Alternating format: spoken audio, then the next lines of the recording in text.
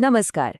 अक्सर गिरते हुए मार्केट में सही मौका ढूंढना बहुत मुश्किल हो सकता है। आज हम एक ऐसे पावरफुल चार्ट पैटर्न को समझेंगे जो ये बता सकता है कि कब मार्केट सच में पलटने के लिए तैयार है। ये तो ट्रेडर्स की एक बहुत ही आम कहानी है ना?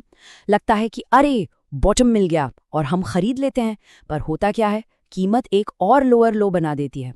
हर बार ऐसा ही लगता है जैसे कोई गिरता हुआ चाकू पकड़ने की कोशिश कर रहे हों। तो देखिए, असली खेल सबसे निचले पॉइंट का अंदाजा लगाना है ही नहीं।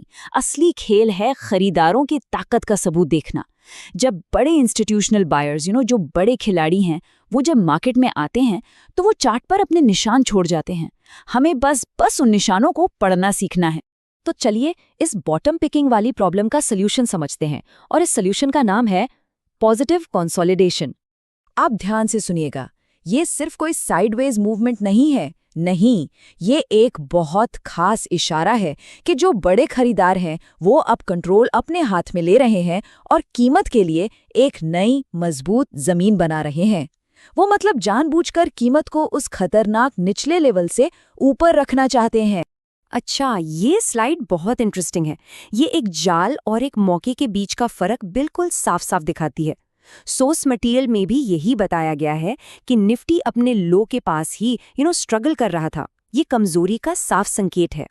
लेकिन दूसरी तरफ बैंक निफ्टी को देखिए, वो अपने लो से काफी ऊपर एक बेस बना रहा था, जो कि असली ताकत का प्रदर्शन था। तो अब सवाल ये है कि इस पैटर्न को पहचाने कैसे। चलिए आगे बढ़ते हैं और इसका एक बिल्कुल साफ सुथरा ब्लूप्रिंट देखते हैं, जिसमें कुछ बहुत ही क्लियर विजुअल संकेत छिपे हैं। और ये जो स्टेप्स है ना, ये एक विजुअल चेकलिस्ट की तरह काम करते हैं। यहाँ किसी अंदाजे की कोई ज़रूरत नहीं है, बल्कि इस खास स्ट्रक्चर को अपनी आंखों से बनते हुए देखने की ज़रूरत है। मतलब यहाँ खरीदारों को अपनी ताकत साबित करनी होती है, प्लेन एंड सिंपल।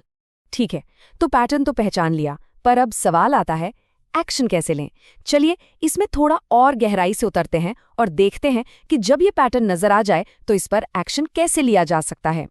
तो यहाँ पर जो सबसे ज़रूरी बात है वो ये कि इस पैटर्न को ट्रेड करने के दो मेन तरीके हैं, और मज़े की बात ये है कि दोनों का रिस्क प्रोफाइल बिल्कुल अलग है।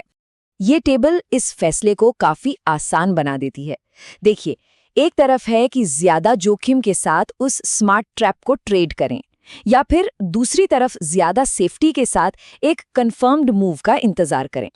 अब ये चुनाव पूरी तरह से ट्रेडर के अपने रिस्क एपेटाइट पर, मतलब जोखिम लेने की क्षमता पर निर्भर करता है।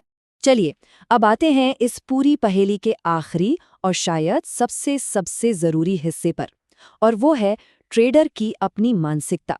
जो स्मार्ट ट्रेडर्स होते हैं ना, वो किसी भी मूव के एकदम बॉटम से शुरू के 20% हिस्से को छोड़ने में बिल्कुल नहीं हिचकिचाते। अब सवाल है, ऐसा क्यों? क्योंकि वो उम्मीद पर ट्रेड नहीं करते, वो कंफर्मेशन पर ट्रेड करते हैं। और इसका मतलब ये नहीं है कि वो टेबल पर पैसा छोड़ रहे हैं, नहीं। ये एक तरह से आत्मविश्वास और एक हाई प्रोबेबिलिटी सेटअप के लिए कीमत चुकाने जैसा है। ये जो इंतजार का समय है ना, ये बेकार नहीं जाता। ये स्ट्रैटेजी का एक बहुत एक्टिव हिस्सा है। ये खरीदारों और विक्रेताओं की लड़ाई को पूरी तरह से सामने आने का मौका देता है, ताकि हमें साफ साफ पता चले कि कौन जीत रहा है। सोर्स मटेरियल का एक कोट है जो इस पूरी फिलॉसफी को एक लाइन में समेट देता है।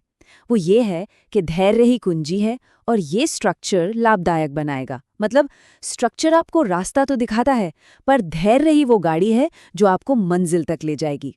तो आखिर में सवाल यहीं बचता है, क्या कीमत का पीछा किया जा रहा है या फिर स्ट्रक्चर बनने का इंतजार? और जानते हैं, यही एक छोटा सा बदलाव है जो एक रिएक्टिव ट्रेडर को एक स्ट्रैटेजिक ट्रेडर से बिल्कुल अलग कर देता है।